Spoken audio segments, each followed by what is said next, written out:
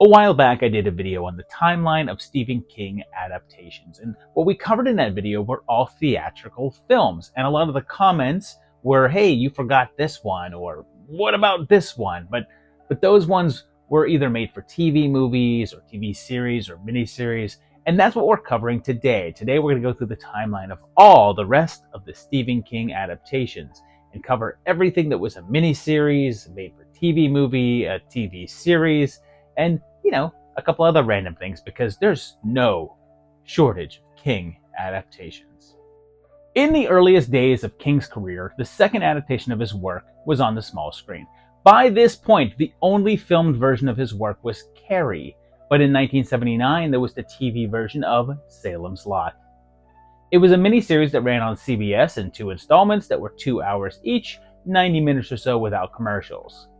It was based on the book from 1975 of the same name and took quite a few liberties with it. The smallest of those was that apostrophe, since the book was apostrophe Salem's, as it was short for Jerusalem's Lot. The miniseries version was just Salem's Lot and the town's name was shortened. Otherwise, some characters were combined and some were straight up deleted, but most importantly, the character of Barlow was entirely changed. In the book, he was more Dracula-like and could talk and interact with people and looked mostly human, as opposed to this version that was basically Nosferatu. It was directed by Tobe Hooper of Texas Chainsaw fame and was very well regarded, getting solid reviews and ratings. It even got a sort of sequel with Return to Salem's Lot in 1987. Most of the stuff after 1979 was theatrical, and the next King work to hit the small screen was in a smaller format, since it was an episode of the TV show Tales from the Darkside. The show had an entry called The Word Processor of the Gods, which was a 1983 piece that ran in Playboy magazine as just The Word Processor. It was later collected in Skeleton Crew, and this episode was the only directorial work from Michael McDowell, who was much more prolific as a screenwriter and wrote Beetlejuice and The Nightmare Before Christmas. It was another 2 years before we got another small screen entry with 1986's Grandma, an episode of the rebooted Twilight Zone. Harlan Ellison did the script adaptation, and it was based on a short story with that name that was first published in a magazine called Weird Book in 1984, and it was then collected in Skeleton Crew. It's actually Lovecraft-inspired and is set in the whole Cthulhu lore, and this episode was originally meant to be directed by William Friedkin, but he had to drop out at the last minute, so Bradford May, the series' DP, had to step in. In 1987, there was a new story that showed up for TV called Sorry, Right Number, which ran as an episode of Tales from the Darkside in the 4th season. It's a bit different for this list because it was an original story written expressly for the show, although a version of the teleplay would end up printed in Nightmares and Dreamscapes. It's probably one of my favorite King short works and was also remade as a short in 2005. 4 years passed, and in 1990 we get the big one with It. This one was a really bold adaptation of the 1,138-page novel of that name from 1986. They went the miniseries route with it, breaking it up into 2 2-hour episodes, although when you cut out the commercial breaks, it runs a little over 3 hours in total. It was directed by Tommy Lee Wallace, his first horror project after Fright Night Part 2, and featured a big cast full of recognizable faces.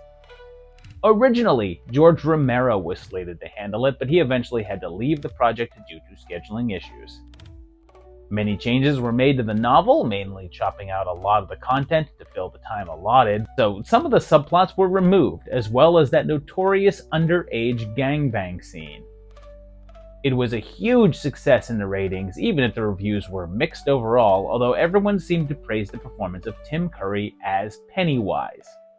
It was remade as a pair of feature films in 2017 and 19, and a new TV spin-off series is launching soon. 1 year later, in 91, there was another short-form adaptation with The Moving Finger, which was the series finale of the show Monsters. It was an adaptation of a short story called The Moving Finger from 1990 that was first published in the magazine of fantasy and science fiction, and it was later collected in Nightmares and Dreamscapes. Kenny Myers was the director, and it featured Tom Noonan, Francis Dollarhide himself. Monster's rating was a little rough all around, and at the ending of its run it was struggling quite a bit, so it's not one of the more seen or revered adaptations of King's works. In that same year, we had another TV movie adaptation with Sometimes They Come Back, which was apparently given a theatrical run in some countries. This was based on a short story of the same name that first arrived back in 1974 and ran in an issue of Cavalier, and was later collected in Night Shift. This was actually first intended to be in Cat's Eye, and the story was optioned to be featured there, but for whatever reason, it never made it to the filming stage. But it was then turned into a TV movie by Dino De Laurentiis.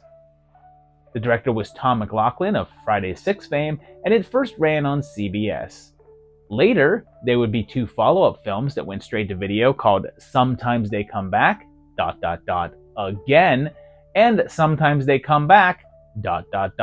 for more, with the latter one being a blatant ripoff of John Carpenter's The Thing, but both of those were original stories and not adaptations.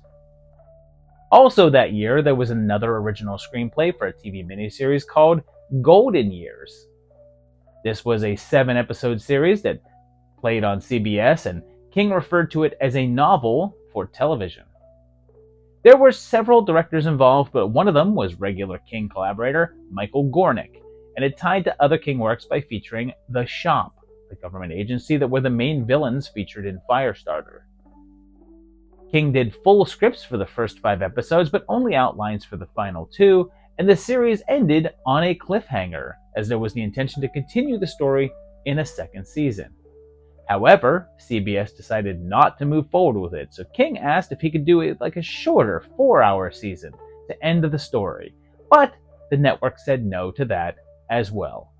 However, when the series was collected for the home video market, the last couple of minutes were altered in order to give it a more upbeat and conclusive ending.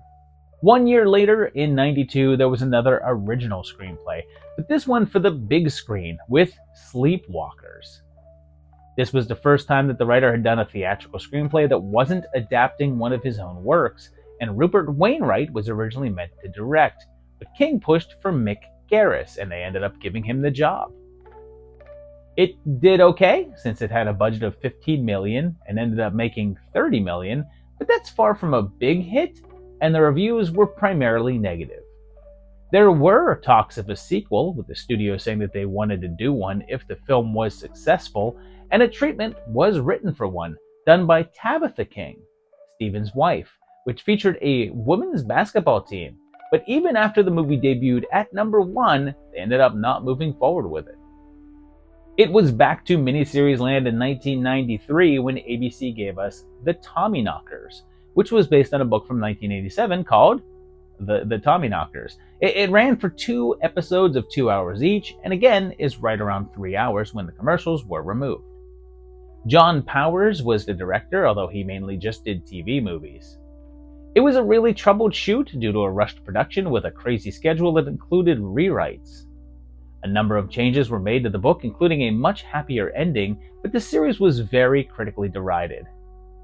The ratings weren't great either, and even King didn't like it, saying he didn't care for it at all, but he also called his novel an awful book. The next year, another miniseries popped up, because this was the era of big King miniseries adaptations, and I'm not sure if you get bigger than The Stand. This was an adaptation of the 823-page novel back when it was that length before an uncut 1,100-page version was released, but the original version was from 1978 and is sometimes considered King's magnum opus. The mini was once again directed by Mick Garris and ran for 4 episodes. It had an all-star cast with a number of TV stars and had a budget of $26 million, which is pretty modest, all things considered, and in order to keep it cheaper, was shot on 16mm film. This might sound familiar, but at one point, George Romero was involved, but he eventually moved on from it, but it was his decision this time around. King himself handled the screenplay, and it was critically acclaimed, getting nominated for 6 Primetime Emmys and won 2 of them. The ratings were solid as well, and is often considered one of the best small-screen adaptations. Riding off of that, 1 year later, ABC decided to jump back into the King miniseries realm with 1995's The Langoliers, which has sort of become infamous. This one was based on a novella called The Langoliers from the book 4 Past Midnight from 1990. This was also in 2 parts that were on for 2 hours, but like the others, the whole thing runs 3 hours with no commercials. This one was adapted and directed by Tom Holland from Fright Night and Child's Play, and is said to have been made for around $3 to $5 million. It's not as poorly reviewed as you would think, and the balance between good and bad reviews was pretty even, although audiences didn't really care much for it, and particularly made fun of the rudimentary digital effects. Here's a weird one, but the only one from 1996 is Michael Jackson's Ghosts, a short film that was released with certain screenings of Thinner. King wrote the script and Stan Winston actually directed it, and it had Jackson taking on 5 different roles and doing dance numbers. It was originally meant to be directed by Mick Garris and be released along with Addams Family Values, but Jackson backed out of the project and paid back $5 million on the deal. Garris was then left to go do the very next thing that we'll be talking about, and Winston stepped in and the Addams Family link was removed. The whole thing ran around $15 million, which the singer fronted himself, and at 38 minutes long is considered one of the longest music videos of all time. 97 was a busy year and started off with another miniseries, again for ABC, and it was another take on The Shining, as King notoriously hated the Kubrick version and wanted to see it done closer to the source material. This take was 3 episodes and was again directed by Mick Garris, King's director of choice. It followed the book more closely and featured Steven Weber in the Jack Torrance role, and actually filmed at the hotel that was the author's inspiration for the book. It weirdly had the opposite reaction that the original did, as that one was derided when it was released and grew in reputation as time went on, whereas this one was quite acclaimed and successful when it aired, but has since been looked back on as a disappointment. It did pretty well in the ratings though, and had a nice viewership, and even won a couple of Primetime Emmys. Also in 97, we got another made-for-TV movie with Trucks, which I guess you can call a remake of Maximum Overdrive if you want. It was based on the short story Trucks, which first ran in a 1973 issue of Cavalier magazine, and was later collected in Night Shift.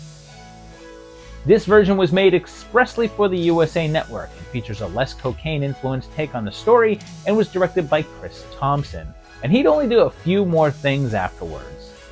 It wasn't seen as that big of an improvement on the original and quickly faded from memory. 97 continued with another TV movie, although this one was an anthology, although one in which not every story was based on King, with Quicksilver Highway.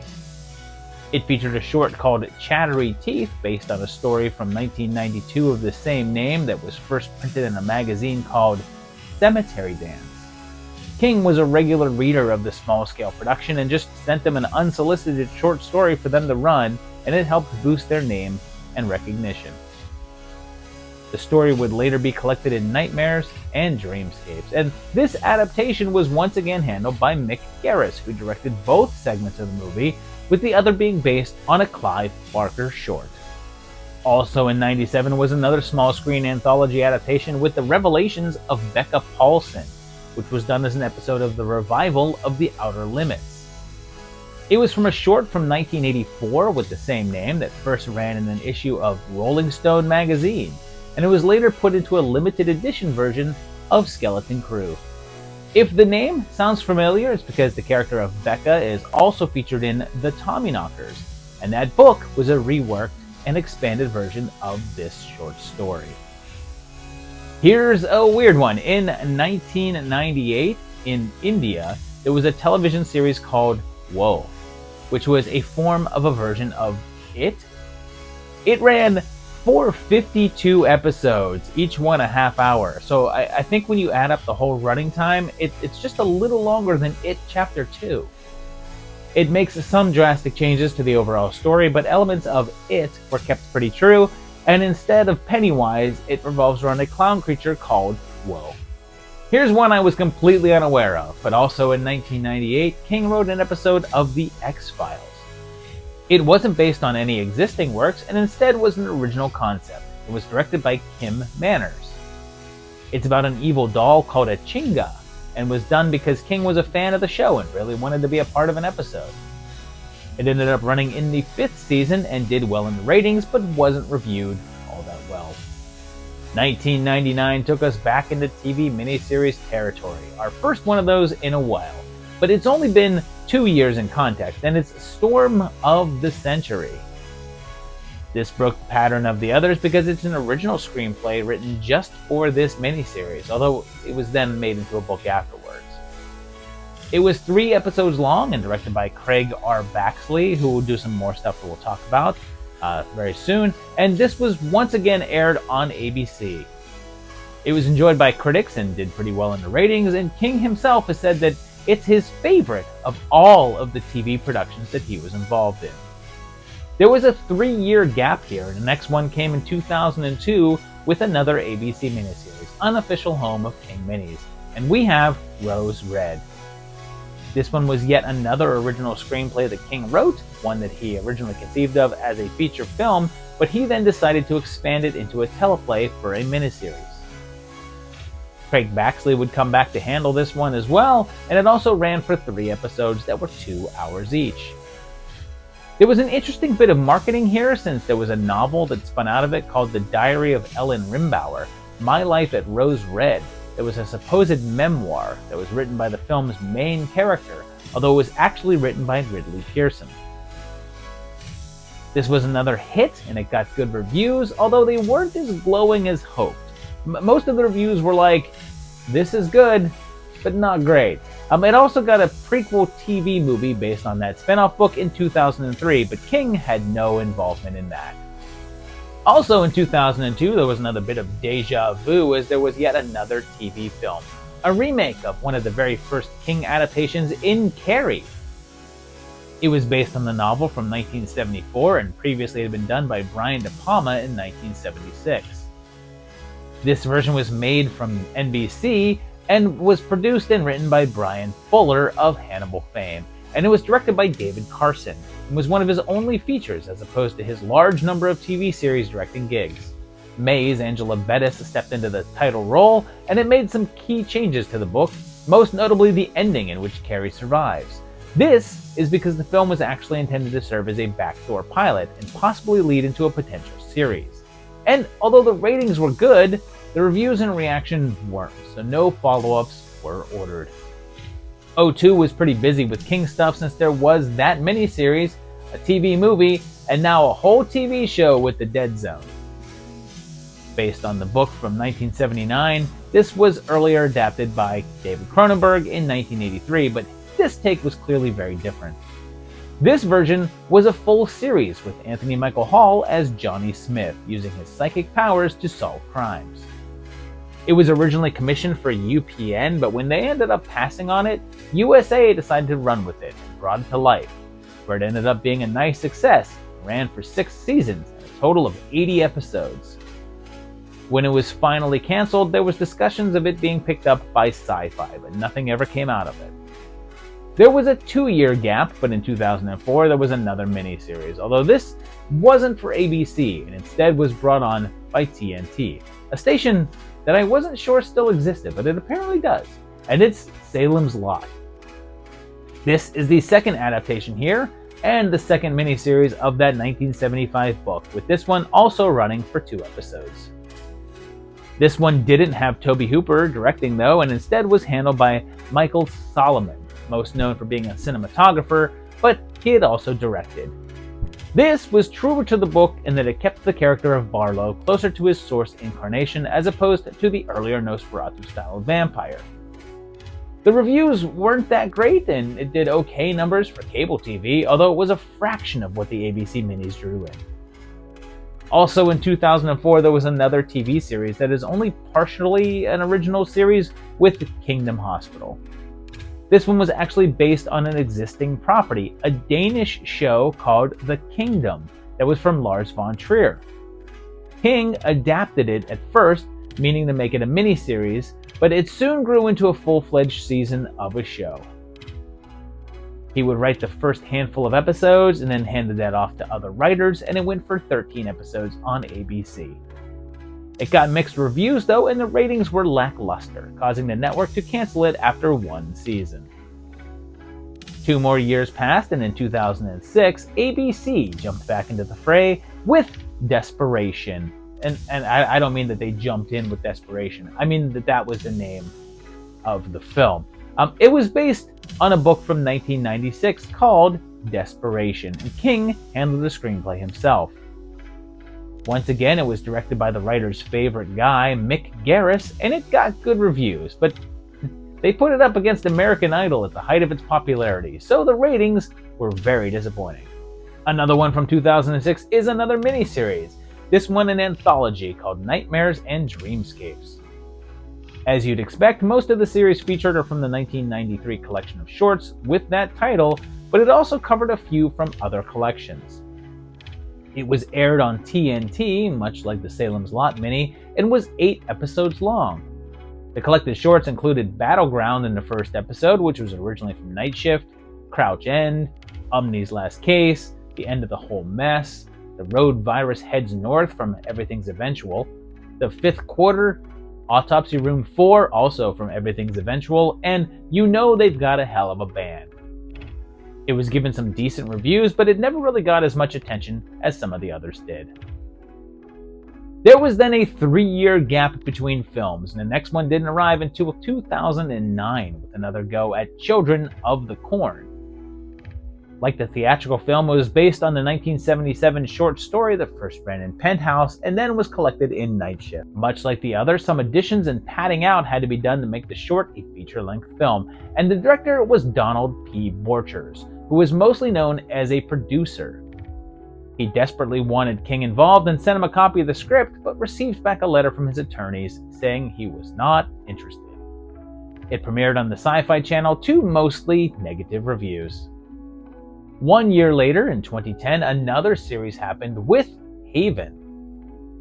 This was a loose interpretation of a 2005 novel of King's called The Colorado Kid and was made for the Sci-Fi Channel.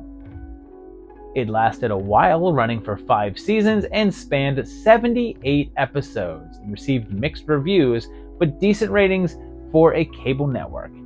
Finally though, after 5 seasons, it was cancelled.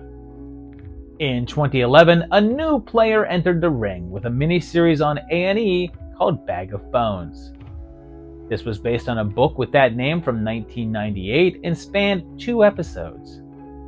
It marked the return of Mick Garris to King territory and featured Pierce Brosnan in the lead. Unfortunately though, the reviews came back pretty weak, calling it too campy and empty. The ratings were okay, but marked a decent-sized drop-off from the first night to the second. 2 more years later, in 2013, yet another player came on board since CBS tried their hand at something King-related with Under the Dome. This was a loose adaptation of a novel called Under the Dome from 2009, with comic book writer Brian K. Vaughan developing it for TV. It ran for 3 seasons for a total of 39 episodes and was a nice-sized success. The premiere had huge numbers and the viewership stayed strong through the first season, but then dropped off dramatically as it went on, leading to its cancellation, although they were able to have the show come to a conclusion. The next year, 2014, there was another TV movie with the arrival of Big Driver, which was an adaptation of a novella with that name that was featured in the book Full Dark, No Stars. It was less of his spooky stuff and more of a crime thriller, and actually ran on the Lifetime network. The director was Michael Solomon, returning to King after handling that other Salem's Lot miniseries, and the reviews were a bit rougher than usual, although it wasn't all negative, but it was commented that it almost blended into the other Lifetime films and didn't feel like a King adaptation. A new miniseries arrived in 2016, and this was again something a little different with 11/22/63, which was based on a novel of the same name from 2011.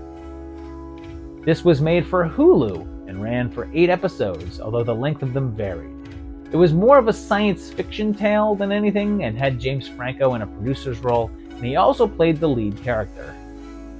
It got some really nice reviews, although since streamers aren't very keen on releasing their numbers, it's hard to tell how successful it was. There was a discussion about doing a continuation of the story, and King said that the idea intrigued him, but he thought that the story was best left finished. The next year, 2017, there was another TV series, when it had previously been a movie with The Mist, which was a film from 2007 as well, and based on a novella from 1980. It was first featured in an anthology book called Dark Forces, but was also later released in Skeleton Crew. The series would expand upon the ideas from both the book and film, and would come to include apparitions that took the form of elements from their victims' lives as opposed to just creatures. It lasted for 1 season of 10 episodes and aired on Spike TV, but the reviews were only so-so, and the reaction to it was overwhelmingly negative. Viewership dropped off rapidly, causing the network to give it a swift cancellation. Another series from 2017 was Mr. Mercedes, which was actually an adaptation of a trilogy of books. The 3 were Mr. Mercedes, Finders Keepers, and End of Watch from 2014, 15, and 16. The series would take elements from all 3 of the books and was more of a classic crime story. It was made for a new streaming service called Audience, which was a direct-to-TV channel created by AT&T, but could later be found on Peacock. It was developed by TV legend David Kelly and lasted for 3 seasons of 10 episodes each, for a total of 30. After the 3rd season aired, it wasn't given an official confirmation of being cancelled or a new episode order, but after a while, it was simply understood that it wasn't coming back. It did well with the reviews though, and its atmosphere was a big selling point. 2 years later, we come back to the world of anthologies, because in 2019, Creepshow launched and adapted several different King stories. The very first episode led off with an adaptation of Grey Matter, a version of the short story that first ran in Cavalier magazine back in 1973 and was later collected in Night Shift. The first episode of the 2nd season also led off with a King story and was based on Survivor Type, a short that first ran in an anthology book called Terrors that was also later included in Skeleton Crew. FX legend Greg Nicotero would end up directing both shorts, and the show has been very successful, running on Shudder for 4 seasons so far. We go now to 2020 for another series, this one called The Outsider. This was based on a novel from 2018 of that name and is another crime thriller. The series was made for HBO and was originally meant to be a miniseries, but then expanded into a full series. It made quite a few changes to the source material and ran for 10-hour-long episodes. After the first season ended, HBO passed on doing another, so the producers decided to try to shop it around to other networks, and scripts for an entire 2nd season were written, but nothing further has happened there. Earlier in the list, we covered a version of The Stand, but in 2020 there was another go at it, as there was another miniseries. Again, it's covering that 1978 book, and is sort of a remake of the 94 version. And this was a longer event, lasting for 9 episodes of around an hour each. This version was made for Paramount Plus and Starz, and was originally meant to be a film. They wanted to do a 2-film adaptation, much like was done with It, but when the decision was made to only have it be a single film, things fell apart. Later plans were to make it into a saga of 4 films, but that again proved too much. Later, Warner Brothers wanted to do an 8-episode Showtime show that would be wrapped up in a feature film, but that didn't happen either. Eventually, this series is where things would lead and featured a new ending to the saga, one written by King himself. In 2021, another series popped up with the arrival of Chapelwaite, and this was based on Jerusalem's Lot. Now, that was different from Salem's Lot, which was a novel, but this was Jerusalem's Lot, a short story.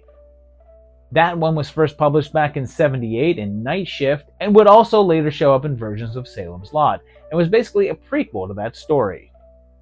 The show was made for Epix and had Adrian Brody in the lead and went for 10 episodes of an hour each. At the ending of the first season, it was said that a second season would be coming, but then it never did, and a year later, it was finally stated that it was canceled after all. The same year, there was another miniseries called Lisey's Story, and this was based on a 2006 novel with that name. This one had J.J. Abrams producing it, and King himself handling the writing, and had Julianne Moore as the title character. It was for Apple TV Plus and ran for 8 episodes and was developed as a potential full series, but it was decided to tighten it up and have it be a complete miniseries. The ratings weren't great though, and it ended up not having much of a lasting impact. And there's still more coming. At some point here, there's TV versions of The Jaunt, Revelations, Sleeping Beauties, The 10 O'Clock People, and The Talisman. There's also some other works that feature King characters but aren't actually based on his works, like a sequel miniseries to Firestarter and the Castle Rock show, plus an upcoming prequel series to it called Welcome to Derry, and a show called Overlook, a spin-off of The Shining. So there you have it. There's all of the King adaptations that were of a smaller version on the small screen. This doesn't include, clearly, the theatrical ones I've covered before, and I think I've got everything. Let me know if there's anything that I missed. I didn't really include the ones that King had no involvement with himself and were just sort of like offshoots of his work, like all of the Children of the Corn sequels and sometimes the Come Back sequels, those kind of things. If he wasn't connected to it, it's not here. But tell me that down below. Let me know what you thought of this video by telling me in the comments. Hit that like button if you enjoyed it. If you enjoyed the channel, subscribe, and also check out my Patreon page at patreon.com, and you can help support this channel like these guys do. I appreciate that, and keep on coming back for another one, because there'll be another great video coming your way very soon. Thanks a lot, guys. Bye-bye.